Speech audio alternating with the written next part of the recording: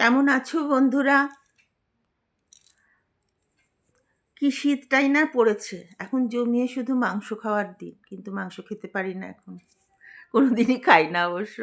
আমার বর খেতে খুব ভালোবাসতো একটা সময় মাংস। শীতকাল হলেই ওর রাত্রিবেলা করে মাংস রুটি চাই। তো এখন আর খেতে পারে না। বারণ, সব বারণ হয়ে গেছে।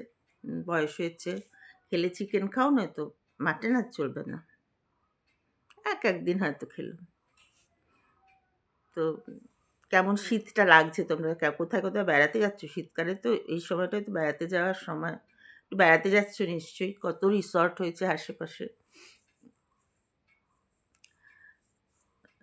আগেকার দিনে পুরুষ মানুষ যারা ছিল, শিক্ষিত পুরুষ মানুষ, মেয়েরা, আমাদেরও আগের যুগটা বলছি, আমাদেরও আগের জেনারেশন যারা ছিলেন, আমাদের মা ঠাকুমা, তারা কেউ খুব বেশি যে শিক্ষিত হতেন তা না।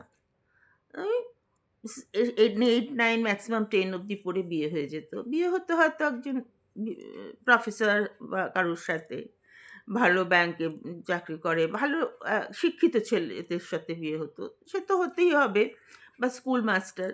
এবং তারা পদে অপদে দেখেছি আমি আহ, স্ত্রীদের লাঞ্ছনা করা। অশিক্ষিত, অশিক্ষিত। আরে কি, সে অশিক্ষিত তো তুমি জেনেই বিয়ে করেছো, তাই তুমি তাকে শিক্ষিত করিয়ে নাও, তুমি তো নিজে শিক্ষিত। তো শুধু শুধু সে যে সংসারে সারাদিন তার ডিউটি, তার বাবা মার ডিউটি সব দিয়ে যাচ্ছে, সেটা কিছু না। অশিক্ষিত বলে অপমান করাটা খুব সহজ না? তাহলে বিয়ে করলে কেন অশিক্ষিত বলে? তো সেই নিয়ে একটা গল্প লিখেছি যে অশিক্ষিত বলার আগে 10 বার ভাবতে হয় যে কেন সে অশিক্ষিত। কারণ মেয়েদের তখন পড়াশোনা করানো খুব কম বাড়িতেই বোধহয় রেয়ার ছিল। প্রচুর সন্তান হতো। বড় যে মেয়ে থাকতো তাকেই বোধহয় সেই সন্তানদের মানুষ করতে হতো। ফলে তাদের বাবা মাও পারতেন না লেখাপড়া শেখাতে। এবং তাদেরও আম, আম, মানে একটা ছিল যে আহ, এই বিয়ে দিয়ে দেবো, তো মেয়ে তো বিয়ে দিয়ে দেবো, ও পড়াশোনা শিখে আর কি হবে। এই মেয়ে সন্তানদের প্রতি এই অবহেলাটা আমাদের কিন্তু আমাদের আগের জেনারেশনে খুব বেশি মাত্রায় ছিল। তারও আগের জেনারেশনে তো আরও বেশি মাত্রায় ছিল। ব্যতিক্রম তো সব জায়গায় থাকে, সবসময় বলে। আমি সেইটা নিয়ে আজকে একটা লিখেছি, শিক্ষিত ও অশিক্ষিত। যে শিক্ষিত মানুষ, সে যাকে অশিক্ষিত বলছে, সে কি নিজে শিক্ষিত? অশিক্ষিত বলে নিজের কাকে অপমান করছো? না নিজের স্ত্রীকে। তুমি পারো না তাকে শিক্ষিত করে তুলতে? সবসময় কি pass, BA pass, MA pass, doctorate হলেই শিক্ষিত হবে? তা নলে হবে না। তাকে বড় ভালো ভালো বই পড়তে দাও। ভালো ভালোভাবে নিজের মতো করে তাকে তৈরি করে নাও।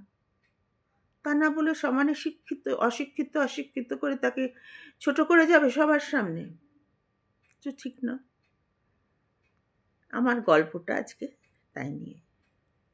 স্বল্প শিক্ষিত রত্না তার বিদ্বান স্বামীর কাছে অশিক্ষিত শুনতে শুনতে ক্ষিপ্ত হয়ে উঠেছিল। একসময় বলেই ফেলল, জেনে শুনেই তো বিয়ে করেছিলে, তবে বিয়ে করলে কেন? শিক্ষিত বিজন বলেছিল জীবনের সবচেয়ে বড় ভুল। বিজন বড় বড় সভায় যেত, অনেকের সাথে অনেক পরিচয় ছিল, বাড়িতে এসে গল্প করত তাকে কে কত সম্মান করে ইত্যাদি। শুধু বাড়ির লোকেরাই তাকে বোঝে না বা বোঝার কোনো ক্ষমতা নেই। বাড়ির লোকেরাই তাকে বোঝে না বা বোঝার কোনো ক্ষমতাই নেই। রত্না শুনতে শুনতে নিজেকে ভাবলো একটু তৈরি করে নেবে। রত্না পাশের বাড়ির ইভাদির কাছে লুকিয়ে পড়াশোনা করত। ইভাদি ছিলেন একটি কলেজের প্রফেসর। ইভা মাসিমা কলেজে পড়াতেন এবং রত্নার অপমানিত লাঞ্ছিত মুখটা তাকে খুব পীড়া দিত। তিনিও তো একটা মেয়ে। তিনি এগিয়ে এলেন রত্নাকে সাহায্য করতে, এবং ইভা মাসিমার সাহায্যে সে পাশ করলো বিএ। বিএড পাশ করলো, সেলাই করে, টিউশন করে নিজেকে স্বনির্ভর করে তুললো। সে খুব ভালো সেলাই করতো আর খুব ভালো গান করতো। তাদের কলেজের ফাংশনে রত্না গান করলো। ইভা মাসিমা লুকিয়ে গানটি রেকর্ড করিয়ে আনলেন। বিজন তার পড়ার টেবিলে পড়াশোনা করছেন। রত্না একটা স্কুলে চাকরি পেয়েছে, তাই স্বামীর জন্য প্রথম উপহার একটা পাঞ্জাবি আর তার ঠাকুরের জন্য শাড়ি কিনে এনেছে। ছেলেমেয়েরা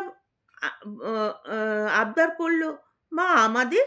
হ্যাঁ, তোমাদেরও আছে বই কি। দাঁড়াও, আগে তোমার বাবাকে খেতে দিই। শীতের সময় সব তৈরি করে রেখেছিল। শীতের সময় সব তৈরি করে রেখেছিল। এখন শুধু গরম গরম পাটিসাপটা ভেজে সামনে ধরলো। তারপর ছেলে মেয়েকে দিল। বিজন তার চিরাচরিত ভঙ্গিতে ব্যঙ্গ করে বলল, কি ব্যাপার, আজ বাড়িতে ভোজ লেগেছে নাকি?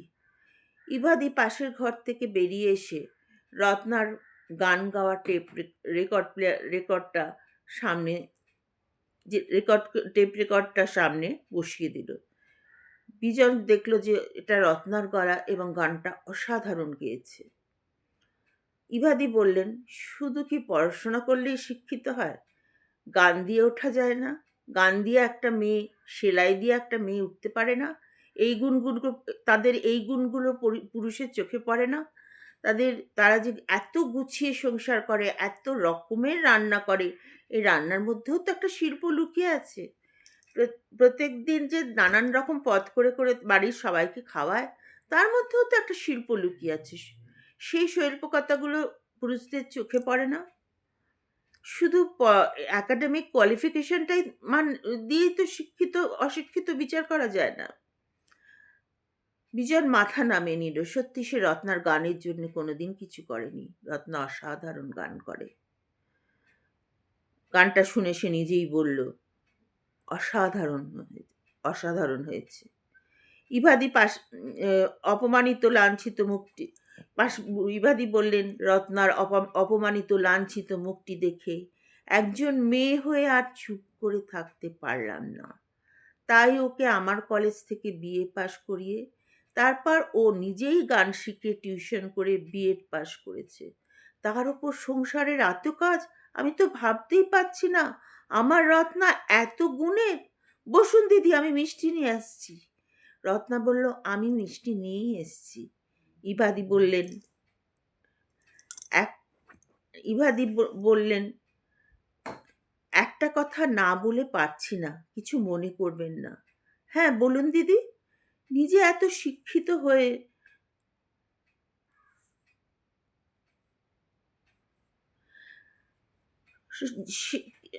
স্ত্রীকে সবসময় অশিক্ষিত বলে অপমান না করে তাকে যোগ্য করে তুলতে পারতেন তো। আপনারা মেয়েদের অপমান করতে খুব ভালোবাসেন আসলে। আর কবে শিখবেন তাদের সংসারে একটু সম্মান দিতে? তাদের একটুখানি সম্মান প্রাপ্তি কি হবে না? আপনারা শিক্ষিত মানুষ হয়ে যদি এটা না বোঝেন, তাহলে অশিক্ষিত মধ্য অত্যাচারিত স্বামীরা কি করে বুঝবে? নমস্কার। কেমন লাগলো গল্পটা বলো? আমি শুধু মেয়েদের নিয়ে গল্প বলি, কারণ এই ঘটনাগুলো মেয়েদের জীবনে হয়েছিল এবং এখনো যে হয়ে আসছে না তা নয়। কথায় কথায় মেয়েদের তো এটাই কাজ। চাকরি করেছো বলে কি মাথা কিনে নিয়েছো নাকি? কেন চাকরি করেছো, তার পয়সাটা তুমি নাও না? তুমি তো চাকরি করো বাপের বাড়ির জন্য। হ্যাঁ, বাপের বাড়িতে করতেই হবে। বাপের বাড়ি তাকে চাকরি করার যোগ্য করে গড়ে তুলেছে। তাই বাপের বাড়িতে তাকে নিশ্চয়ই করতে হবে, দেখতে হবে। তা বলে যে সে শ্বশুরবাড়িতে দেখছে না, করছে না, তা তো নয়। সব করছে তো। তাহলে তাকে এত কথা শুনতে হবে কেন? এই কেনর উত্তর কিন্তু আজও পাওয়া যায় না। আজও সেই অপমান আর লাঞ্ছনার মধ্যে দিয়ে মেয়েদের রাস্তাটা হেঁটে হেঁটে যেতে হয়। নমস্কার।